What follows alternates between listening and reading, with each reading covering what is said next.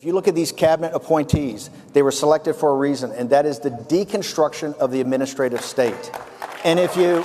Before he left the Trump administration, former advisor Steve Bannon famously vowed to deconstruct what he called the administrative state, that collection of bureaucrats, agencies, and unelected rulemaking bodies whose decrees govern more and more of our lives. Cutting regulations and policies that come not directly from Congress, but from administrators who decide, say, that the FCC has the ability to regulate the internet under rules originally created for public utilities. President Trump's appointee to the Supreme Court, Neil Gorsuch, is a critic of the administrative state too, questioning the legal validity of rules laid out by bureaucracies in some of his best-known rulings. And so far, many of the president's picks at places such as the FCC, the FDA, the EPA, and the Department of Education seem to be doing just that. I view it as the leading threat to civil liberties of our era. I recently sat down with Columbia Law School's Philip Hamburger to discuss whether the administrative state is a threat to freedom and representative government. He's one of the leading critics of the administrative state and the author, most recently, of The Administrative Threat. And Philip Hamburger, thank you for talking. Thank you for having me here.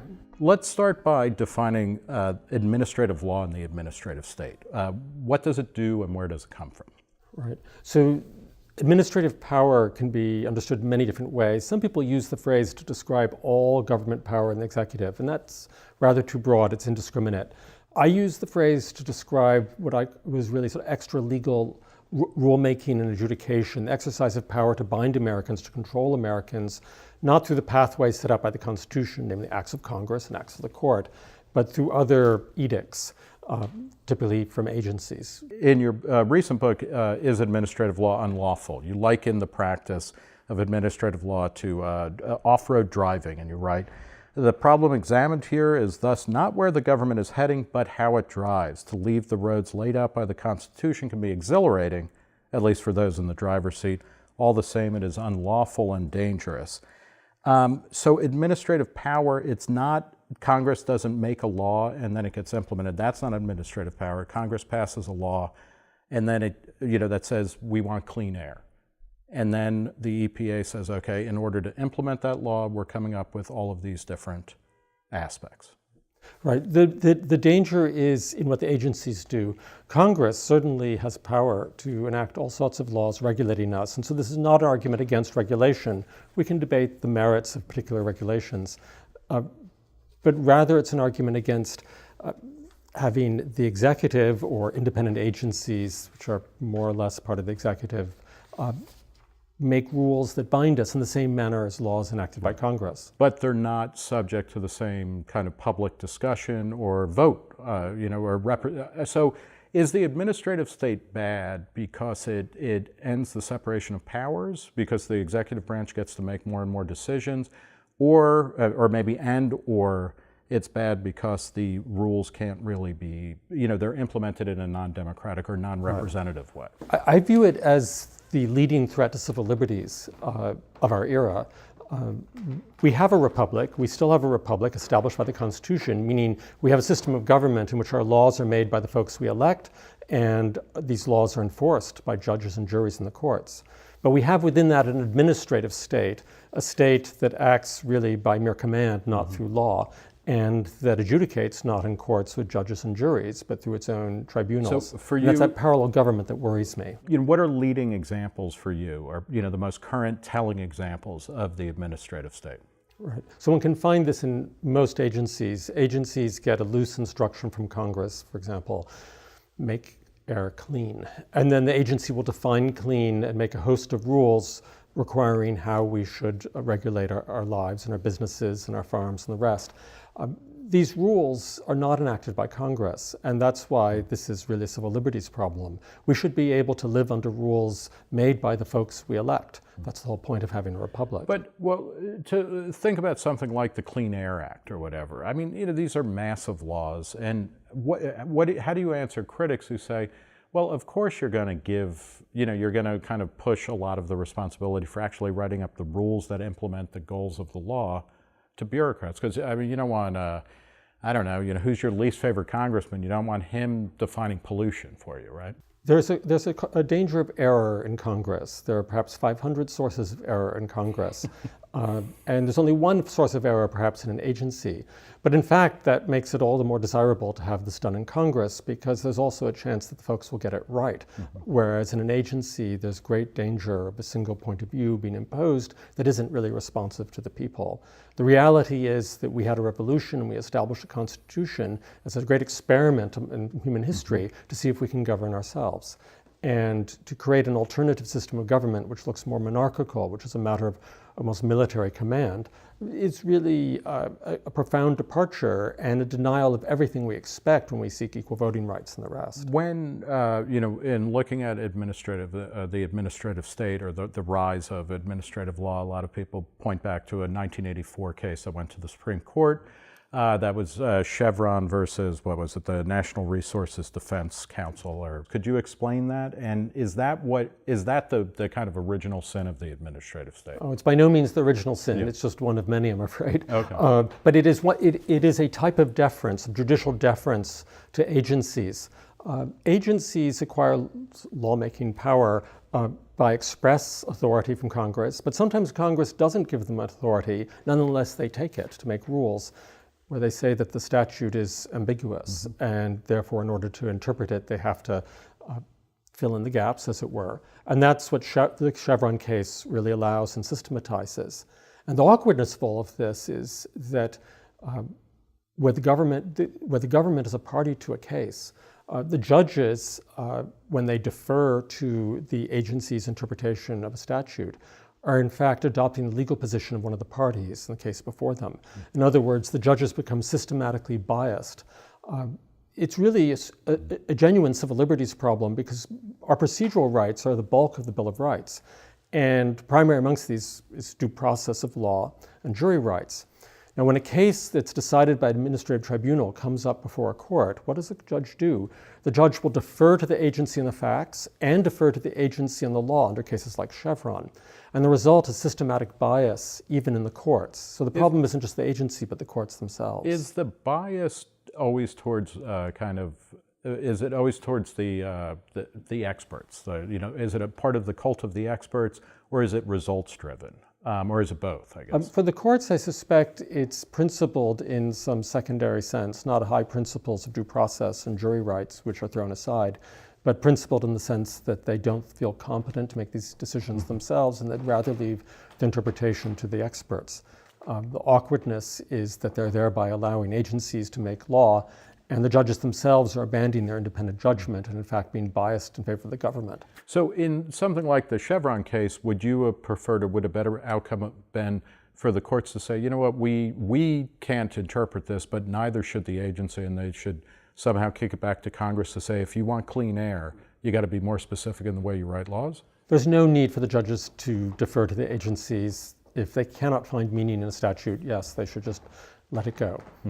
Exactly. What is one of the things that Trump's Secretary of Education, Betsy DeVos, has done is she's changing the definition of a policy that came out of the Office of Civil Rights in the Department of Education, a Dear Colleague letter that suggested a lower level of proof for cases of assault, sexual assault on campus, the creation of hostile workplaces. Is that the type of administrative law that's problematic? Right. So that's yet another mode of making rules by agencies. At least in their formal in much of their rulemaking, the agencies will follow various administrative procedures to create the rule. Very often, in fact, increasingly, one finds administrative power as an evasion even of administrative limits on rulemaking, and guidance falls into that category. Yeah. The agencies will interpret their own rules and issue mere guidance. It's a gentle hint, a governance by a wink and a nod, not even by rulemaking. So what is driving this if it's not specific legal rulings, or rather they kind of are mileposts towards a vaster and vaster administrative state? Who's setting that direction that we seem to be we keep driving towards. So Gary Lawson, a scholar at Boston University, has noted the rise and rise of the administrative state. The administrative power always seems to expand, whether under Democrats or Republicans. And I think the reason for this is one has to think of administrative power really as an evasion of regular pathways. First, an evasion of constitutional pathways for making law and adjudicating, and then even an evasion of administrative pathways. You get ever less formal modes of binding Americans, of commanding Americans and telling them what to do. This is just the natural progress, I think, of power, always to escape its limits. Well, you've made an argument, though, also, or rather, it's a provocative coincidence, or maybe not a coincidence, but that as the vote expands to include more and more people who are seen as less and less, maybe perhaps less and less deserving of the vote or less and less knowledgeable. So right at the time where people without property get enfranchised, women, blacks, et cetera, their votes count for less and less because the administrative state is calling all the shots. Is that just a coincidence, or is there something more sinister going on? There's a very disturbing linkage between these two developments. If you think of the main two developments in American law since the Civil War, one has been equal voting rights, and the other one has been an administrative state. And so are they connected? Maybe they are. What I think happened was that as we got increasing suffrage for blacks, for women, and then not just as a formality, but as a reality in the 1960s, the knowledge class, those persons who felt a sort of attachment to their abstract academic knowledge rather than to local hierarchies of representative government, became very disturbed by the results. They were happy to see equal voting, but they didn't like the results. And Woodrow Wilson's quite explicit about this. He says it's very difficult for progressive reformers to persuade persons who are not of the older stocks, as he puts it. And then he specifies persons who are, for example, Irishmen, Germans, and Negroes. Now, this racist element, I think, is not central. What actually is driving this is a disdain for governance by the unwashed masses. Right. And I assume there must be records of this, but the progressive must have been when women get the vote and then they vote for Warren G. Harding. It's like, what were we thinking, right? Because no progressive wanted him, 1,000 miles within the White House. Right. There's a very disturbing degree to which administrative power tends to increase 15 years or so after each expansion of suffrage. 1870, blacks get the right to vote. 1880s, we get the first federal agency. 1920, women get the right to vote. 1930s, we get a further expansion of the administrative state. 1960s, and so forth. Well, can I ask, so did the administrative state expand? If you look at the Civil Rights Acts and Voting Rights Acts of the mid-60s, when Ronald Reagan hits, did the administrative state expand under him? It expands really in the 1970s. So it's not long after the tumult of the 60s, we get administrative state and therefore a more orderly mode of governance that suits the knowledge class. I don't think there was a conspiracy here. It's just the natural progress of events, but it constitutes really one of the a profound bait and switch of a sort that we really need to take notice of. The administrative threat the administrative power is the greatest threat to equal voting rights because it allows you the formality of electing your representatives, but takes away administrative power and places it in safer hands, as it were. Are even people who support the administrative state openly, are they kind of in the same way that there are mostly fair weather federalists? People say, I want to devolve power down to a lower set of government that's closer to the place where the rules are taking place, et cetera. Very few people are principled federalists. The Republicans and Democratic parties will switch sides on states' rights or devolving power whenever it suits the outcome they want. Even John C. Calhoun was a fair weather federalist or a states' righter. Is that true also of the administrative state?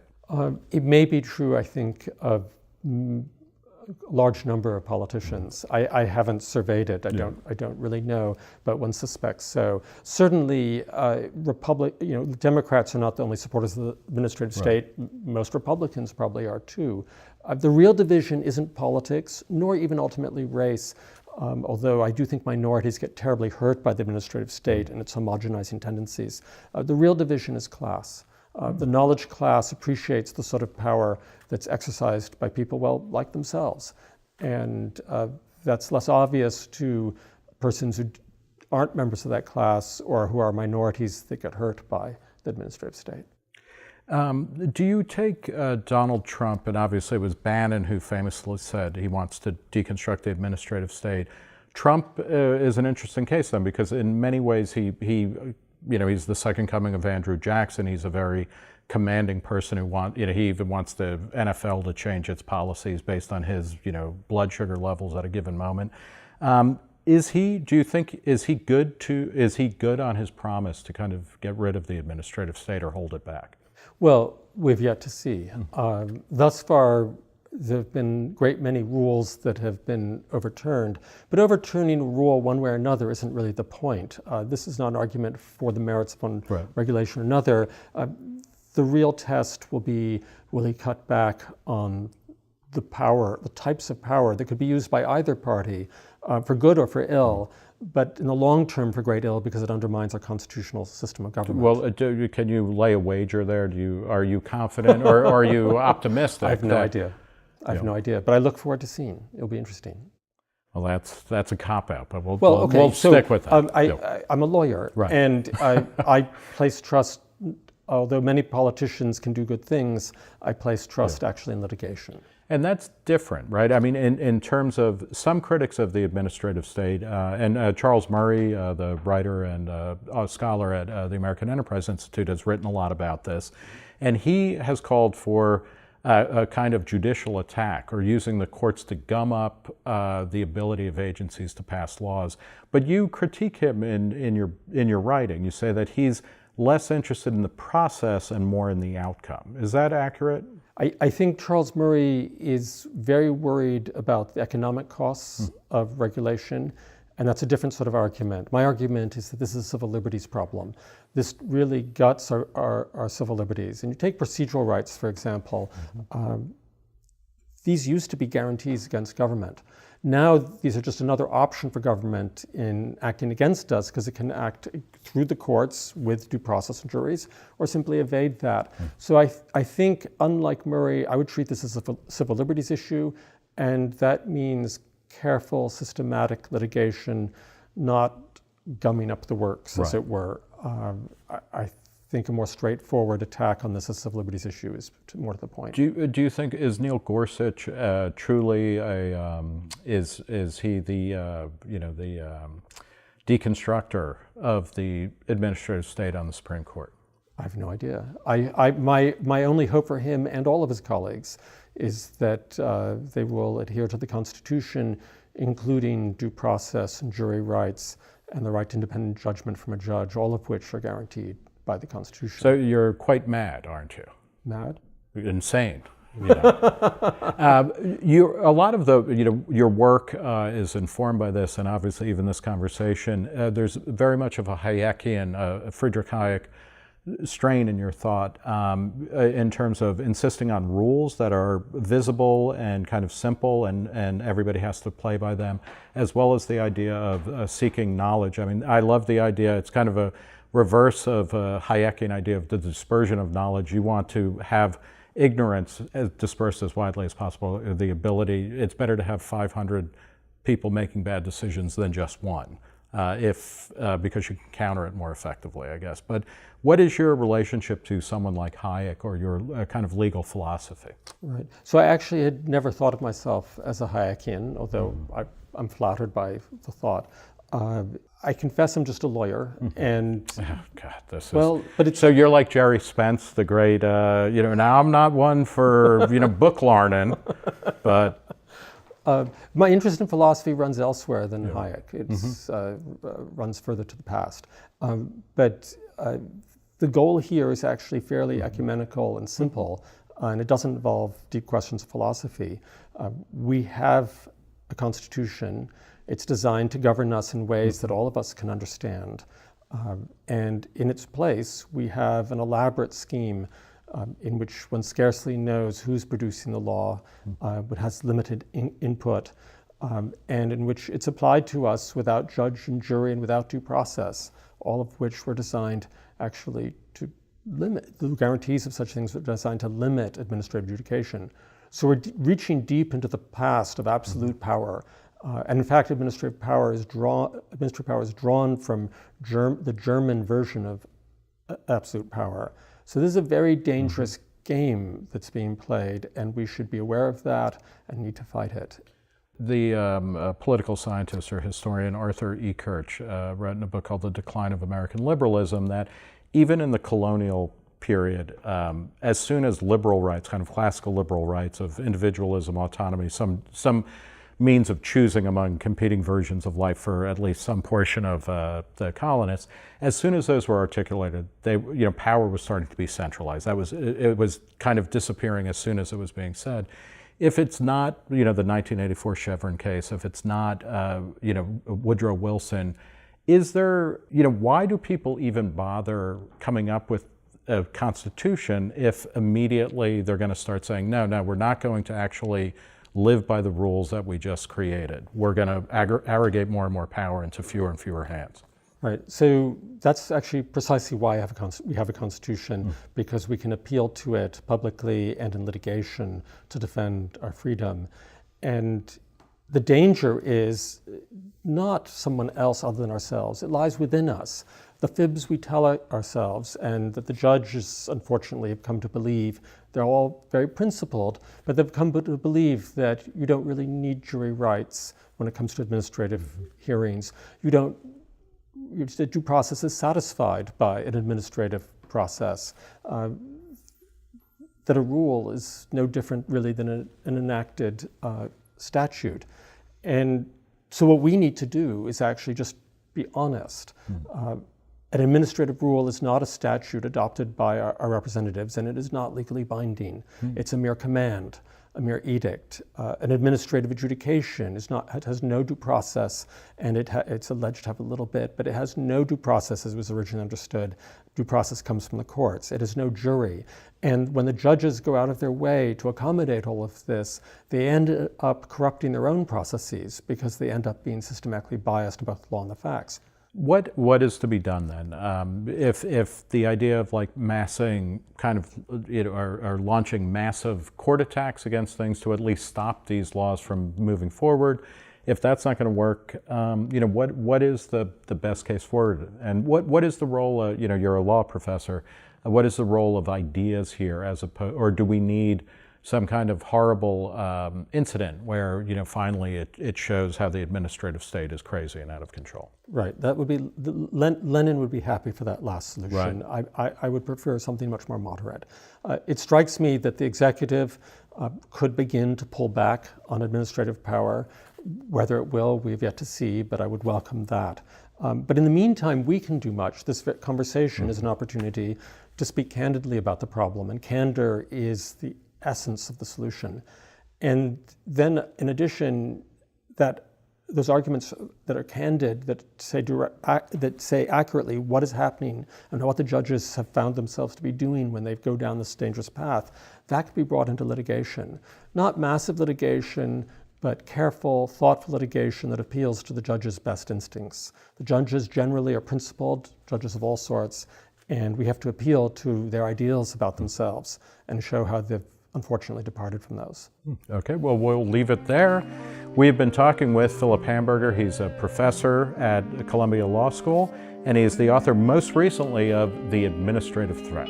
For Reason, I'm Nick Gillespie.